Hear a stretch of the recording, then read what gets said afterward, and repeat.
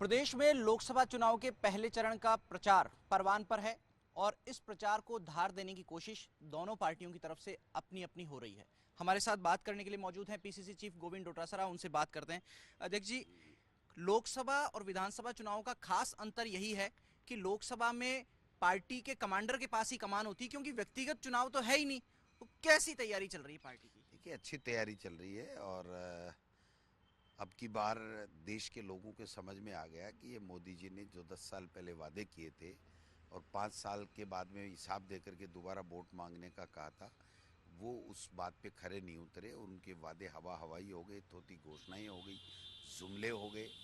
महंगाई कम करने की बात की थी, बेरोजगारों को रोजगार देने की बात की थी, काला धन लाने की बात की थी, 15-15 लाख रुपए हर व्यक्ति के खाते में डालने की बात की थी, किसान की आमदनी दोगुनी करने की बात की थी, आर्थिक नीति ठीक करने की बात की थी, विदेश नीति ठीक करने की बात की थी, महिला सशक्तिकरण की बात की थी, बिजली, पानी, सड़क, चिकित्सा, स्वास्थ्य, इनमें सब में अच्छा काम करने की बात की थी। लेकिन वो सारी हवा हवाई हो गई और जब 5 साल उनके पूरे हुए तो पुलवामा और बालाकोट और राष्ट्र के नाम, शहीदों के नाम और जो सेना के शौर्य के पीछे छुप करके उन्होंने वोटों की फसल काट ली। लेकिन अब लोग ये कह रहे हैं कि भाई 10 साल हो गए, आपने एक भी वादा पूरा किया क्या?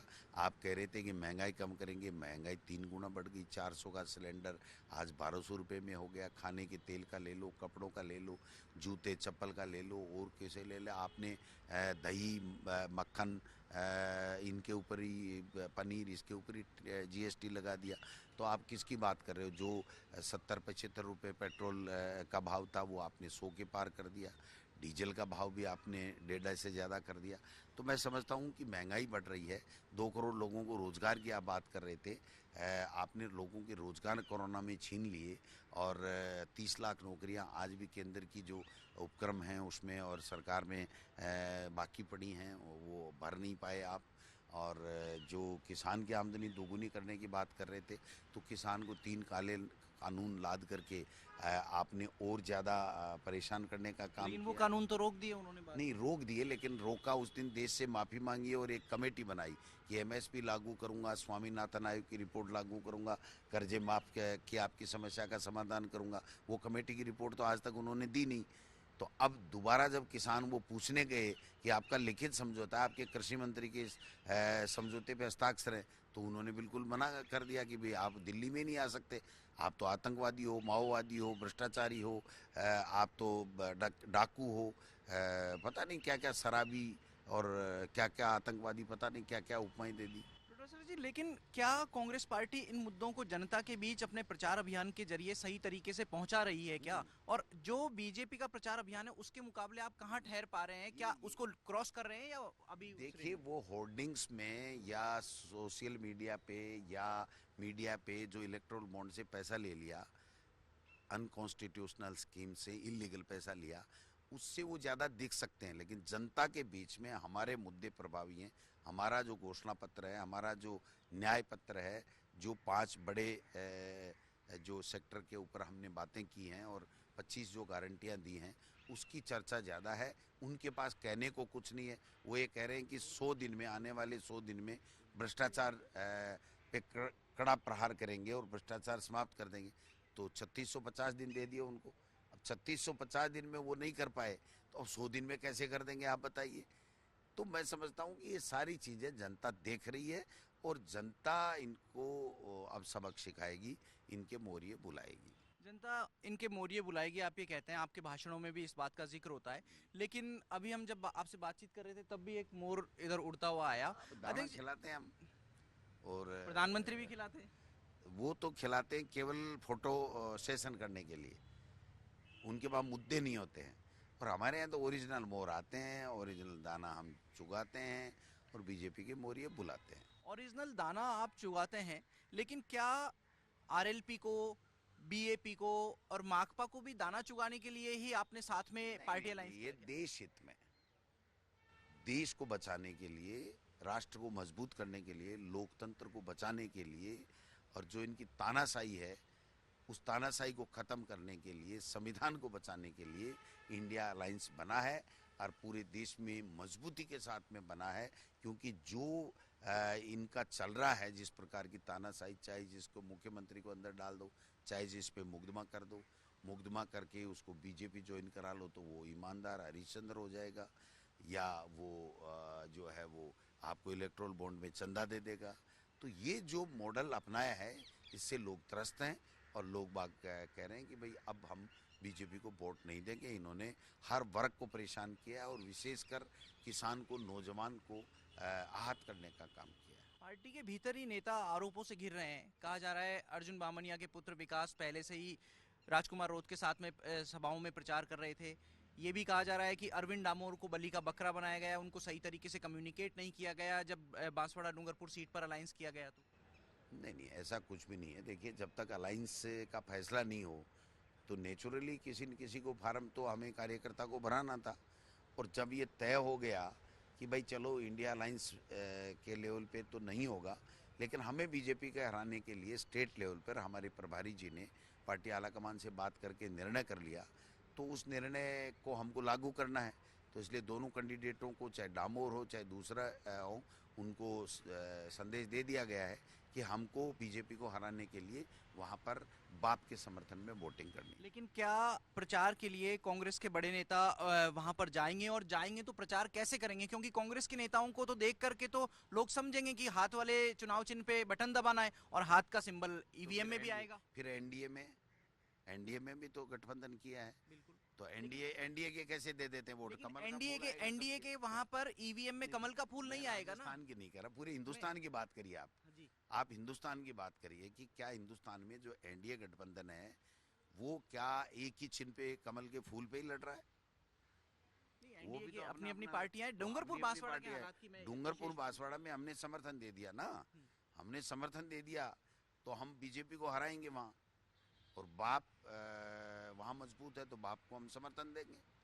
अब तक आप लोग माइनॉरिटी को टिकट देते थे, पिछली बार चूरू में दिया था, लेकिन इस बार वहां भी जगह नहीं मिली, और बीजेपी से आए हुए राहुल कसवा को क्या जीत ही सर्वोपरि रह गई है राजनीतिक दलों के लिए, चाहे कोई भी? ऐसा नहीं है। देखिए, जो माइनॉरिटी को नहीं देने का सवाल है, वहाँ पर जो उम्मीदवार थे माइनॉरिटी के, उन सब ने इकट्ठा होकर के कहा कि हमारे को देश बचाना है और हमें संविधान बचाना है, लोकतंत्र बचाना है, इसलिए हमें मोदी को, तानाशाह सरकार को हटाना है। अध्यक्ष जी, मोर आ रहे हैं, मोर बोल भी रहे हैं, हेलीकॉप्टर की आवाज गूंज रही है, तो कांग्रेस पार्टी का अभियान रफ्तार पकड़े, इसके लिए आप लोगों ने कैंपेन कमेटी की बैठक की, लेकिन क्या ऐसा नहीं लगता कि बहुत देरी से बैठक की आप लोगों ने? नहीं नहीं नहीं नहीं, ये देखिए, कैंपेन कमेटी की बैठक देरी से क्या, हम तो पहले से ही कर रहे थे। यही अशोक गहलोत जी, यही सचिन पायलट जी, हम, भंवर जितेंद्र सिंह जी और तमाम लोग जो कमेटी के लोग हैं, वो पार्टी का प्रचार प्रसार तो कर ही रहे हैं। वो तो एक अब एक स्ट्रेटेजी बनाने की बात है, लोगों से, कैंडिडेट से बात करने की बात है कि भाई और किस तरीके से, कैसे इस अभियान को गति दी जाए जिससे और सुव्यवस्थित हो सके और जनता को हम पूरी बात कैसे पहुंचा सकेंगे। लेकिन सचिन पायलट जुड़े नहीं कल कैंपेन कमेटी की बैठक में। क्या हो गया, छत्तीसगढ़ हैं तो नहीं जुड़े होंगे? रोजाना यहीं रहते हैं, हमारे साथ ही रहते हैं। कल परसों भी साथ थे, जोधपुर में साथ थे, यहाँ साथ थे। तो ये एक ही मुद्दा रह गया क्या मीडिया के पास? नहीं, दूसरा मीडिया के मुद्दा पास नहीं है एक क्या? मुद्दा नहीं है, तो कौन लेकिन कह रहा है? तो चर्चा कांग्रेस का आदमी चर्चा कह और रहा है। सवाल जवाब जैसे नहीं होते नहीं, हैं। तो वसुंधरा जी पिछले बोल दिनों रही है क्या? आपसे सवाल हुआ नहीं कि जालौर जाएंगे क्या सचिन पायलट, आपने कहा नंबर दे देंगे, लेकिन नहीं, आप डिमांड तो आपके पास आप आएगी ना बताइए। प्रचार के लिए, मैं क्या कह रहा हूँ डिमांड? ना, सब जगह आई हुई है, सब जगह जाएंगे। क्या वसुंधरा जी 12 झालावाड़ के अलावा कहीं दिखाई दी? नहीं दिखाई दी। क्या मोदी जी के साथ में दिखाई दे रही नहीं है? दिखाई दी। तो ये मुद्दा नहीं है। मुद्दा है। मुद्दा है तो ये मुद्दा जोर पकड़ेगा। लेकिन कई बार कांग्रेस के नेता कहते हैं अब तो ठीक है, वसुंधरा राजे बोले उनके खिलाफ हम ज्यादा हमले नहीं कर सकते क्योंकि अब वो मुख्यमंत्री नहीं है। हमने तो उम्मीदवार भारी भरकम उतारा है। जो प्रमोद जैन भाया, उसकी धर्मपत्नी जिला प्रमुख है, हमने तो कोई समझौता नहीं किया। वो अपना चुनाव लड़ रही है बीजेपी से, हम हमारा कांग्रेस से चुनाव लड़ रहे हैं, दमदारी के साथ में लड़ रहे हैं। एक बाड़मेर की सीट का चुनाव बहुत हॉट हो गया है, आदर्श स्टेडियम है, वहीं पर तीनों की सभाएं हुई। आपकी उमेदाराम बेनीवाल की जब नॉमिनेशन फाइल किया, आपने तेजल पर डांस भी किया जो बहुत चर्चा का विषय बनता है, और पीएम की भी वहीं पर सभा हुई, रविंद्र भाटी की भी वहीं सभा हुई। क्या भीड़ कितनी जुटी, वो कोई आकलन हो सकता है कि किसको कितना समर्थन मिल रहा है उसका? ये वो तो दोनों एक ही विचारधारा के लोग आपस में टकरा रहे हैं, तो वहाँ तो कांग्रेस जीत रही है, उसमें कोई ज़्यादा शक वाली बात नहीं है। वो प्रधानमंत्री एक बार नहीं 4 बार चले जाए और प्रधानमंत्री वहाँ गए और उन्होंने जो कश्मीर है जो बाड़मेर का, उसको जम्मू कश्मीर से जोड़ दिया, तो लोग हंस रहे हैं कि देश के प्रधानमंत्री को इतना ही ज्ञान नहीं है। तो मैं समझता हूँ इससे तो हमको फायदा हुआ है। लेकिन मानवेंद्र सिंह चले गए बीजेपी में वापस, वो उनकी इच्छा की बात है। आप लोग रोक नहीं पाए। पहले रंधावा जी ने कहा, जब जब कांग्रेस के कुछ जाने लोग वाला गए, रुकता नहीं है भाई साहब, जाने वाला रंधावा जी रुकता ने नहीं जब जब कांग्रेस के कुछ लोग गए कहा कि उनकी कमजोरी है खुद की, रंधावा जी ने खुद की कमजोरी बताई, तो क्या है। वापस नहीं, प्रभारी रंधावा जी ध्यान ने नहीं दे ये पाए? नहीं कहा। उन्होंने कहा कि भाई हम कुछ टिकटें काटना चाह रहे थे, जो परिस्थितियां बनी उसमें हम लोग काट नहीं पाए, इसलिए हमने रिपीट कर दिया, और रिपीट का जो रेशियो था वो हमारा थोड़ा सा ठीक नहीं रहा, और इसकी वजह से ये 15-20 सीटें से हम अंतराल से रह गए, वरना हम सरकार में आते। अभी क्या है आपका आकलन, कितनी सीटों पर मजबूत दिख रही है पार्टी आपको बीजेपी से ज्यादा। पहले चरण में? पहले चरण में तो अधिकतर ही हमारी आ रही है। और दूसरे मतलब एक चरण दो में? सीट उनको मिल जाए तो मिल जाए, वो भी मुश्किल लग रहा है मुझे तो। लेकिन वो वसुंधरा राजे के मजबूत से पैसा ला रहे हैं, क्या वसुंधरा राजे का समर्थन मिल रहा है कोई उनको? किसी का रहा, कोई किसी का नहीं रहा, इससे क्या फर्क पड़ने वाला है। काफी लोग मोदी जी के रहे वो हमारे पास में हैं, हमारे रहे वो उनकी तीसरी लाइन में बैठ रहे हैं, उससे क्या फर्क पड़ने वाला है। जालौर का चुनाव कैसा चल रहा है? एक परसेप्शन ये बन गया है कि अशोक गहलोत जी का ज्यादा फोकस जालौर सिरोही सीट पर ही है। तो पूरा 25 लोकसभा क्षेत्रों में अशोक गहलोत जी प्रचार करेंगे, और बेटा है, और अगर बेटे के प्रचार में 2 बार चले गए तो कोई गुनाह हो गया क्या? नहीं, गुनाह नहीं हुआ, तो लेकिन वसुंधरा जी भी तो चर्चा वहीं बैठी चर्चा हैं, वसुंधरा जी भी तो वहीं बैठी है। दोनों पूर्व मुख्यमंत्री अपने अपने बच्चों को संभाल रहे हैं। नहीं नहीं, अपने बच्चों को नहीं, पूरे प्रदेश को अशोक गहलोत जी संभाल रहे हैं। आपके सारे स्टार प्रचारक फील्ड में एक्टिव नहीं दिख रहे हैं। क्यों नहीं दिख रहे हैं? आपको नहीं दिखाई दे रहे होंगे। बाबू जितेंद्र सिंह जी को देखो, सीपी जोशी जी खुद चुनाव लड़ रहे सभी हैं। 40 की बात कर रहे हैं। नहीं, सभी 40 के 40 लगे हुए हैं, एक भी घर नहीं बैठा है। आप मुझे नाम बता दो कि ये घर बैठा है।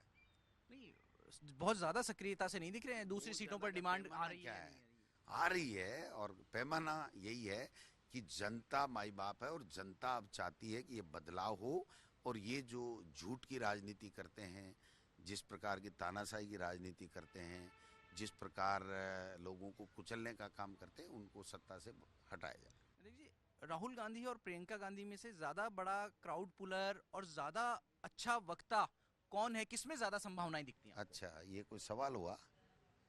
ये सवाल हुआ? आप ज्यादा हो या बाबूलाल धाइल ज्यादा अच्छे तरीके से बात करता है? हमारे तो सभी नेता, चाहे वो प्रियंका जी हों, राहुल जी हों, खड़गे साहब हों, चाहे सचिन पायलट हों, अशोक गहलोत जी हों, चाहे और कोई दूसरे बड़े नेता हों, सभी जनता के पसंद के नेता हैं, जनता के बीच के नेता हैं। जनता आती है, उनको सुनना चाहती है, और उनके पक्ष में उनकी अपील पे मतदान भी करती है। एक बीजेपी का जो प्रचार अभियान चल रहा है, उस दौरान मुख्यमंत्री कई बार कहते हैं कि लोगों से जब हाथ उठाने के लिए कहते हैं, बोले हाथ मत दिखाओ, ये कांग्रेस का पंजा है और इसने तो पूरे प्रदेश को गंजा कर दिया है। क्या वाकई ऐसी बात है और उनकी बातों में दम वो लगता है? कंफ्यूज्ड हैं। उनको तो जितना ऊपर से पर्ची लिखा आती है उसका वाचन कर देते हैं। उनके खुद की समझ से वो अभी प्रदेश को चला नहीं रहे हैं, जबकि चलाना चाहिए। जब उनको मुख्यमंत्री बनाया गया है तो उनको अपने विवेक से काम में लेना चाहिए। हाथ उठाने से अगर कांग्रेस का प्रचार होता है तो क्या शरीर से हाथ को अलग करेंगे? ये हाथ तो एनी टाइम साथ रहता है, और ये हाथ ही है जो रोटी देता है, इससे काम करते हैं, बच्चों को पालते हैं, आगे बढ़ाते हैं, तो इस हाथ से नफरत क्यों? तो ये है पीसीसी चीफ गोविंद डोटासरा, जिनके हाथ में पूरे चुनाव की कमान है। वो कह रहे हैं कि जब तक वोटिंग पूरी नहीं हो जाती तब तक प्रत्येक सीट पर पूरी मेहनत करनी चाहिए, और उसके लिए कांग्रेस का प्रत्येक कार्यकर्ता जुटा है। साथ ही वो ये भी कह रहे हैं उनके लिए कांग्रेस पार्टी में राहुल गांधी, प्रियंका गांधी या किसी भी नेता की तुलना करना ज़रूरी नहीं है, क्योंकि सभी नेता की अपनी विशेष अहमियत है और सभी समान रूप से महत्व रखते हैं। लेकिन चुनाव के नतीजों को लेकर खासे आशान्वित दिख रहे हैं और कह रहे हैं कि बीजेपी से ज़्यादा सीट कांग्रेस के पास आ रही है। मोरिया बोलेगा। मोरिया बोलेगा। मोरिया बोलेगा। और तेजल? तेजल तो 4 तारीख को करेंगे। तो डोटासरा जी कह रहे हैं मोरिया भी बोलेगा और तेजल 4 तारीख को करेंगे। कैमरा पर्सन देव प्रकाश के साथ शशि मोहन, जी मीडिया,